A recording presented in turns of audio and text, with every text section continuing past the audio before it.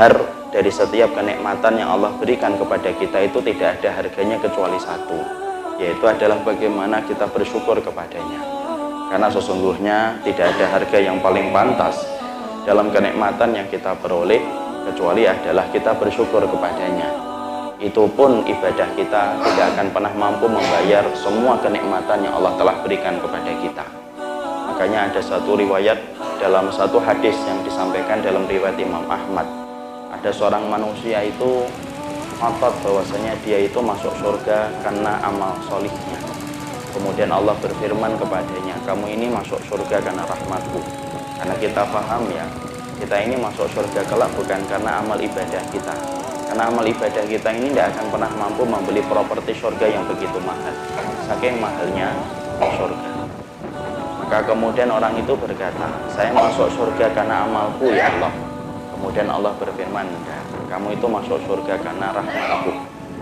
Kemudian Allah perintahkan malaikat hitung kembali amal ibadah orang ini. Maka dihitung amal ibadah orang ini, dan dia termasuk ahli ibadah. Ibarat kata dari kecilnya merutinkan dan melazimkan banyak ketaatan sampai dia meninggal dunia.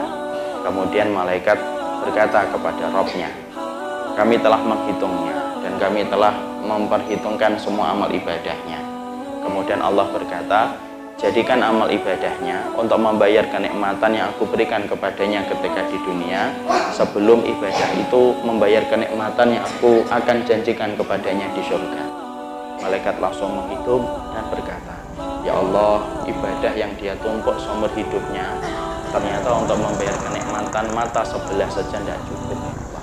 Belum mata sebelahnya, belum udara, belum jantung, pankreas, lambung, dan semuanya. Dan akhirnya orang itu tertunduk. Allah kemudian berfirman, kamu masuk ke surga itu karena rahmatmu, karena rahmatku, dan bukan karena ibadahmu.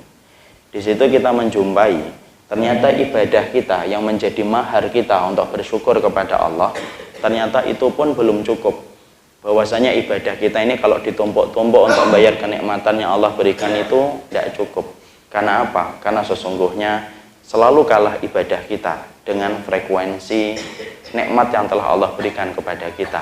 Karena memang nikmat itu sesuatu yang mahal yang Allah berikan kepada kita, dan tidak ada harganya kecuali adalah bersyukur.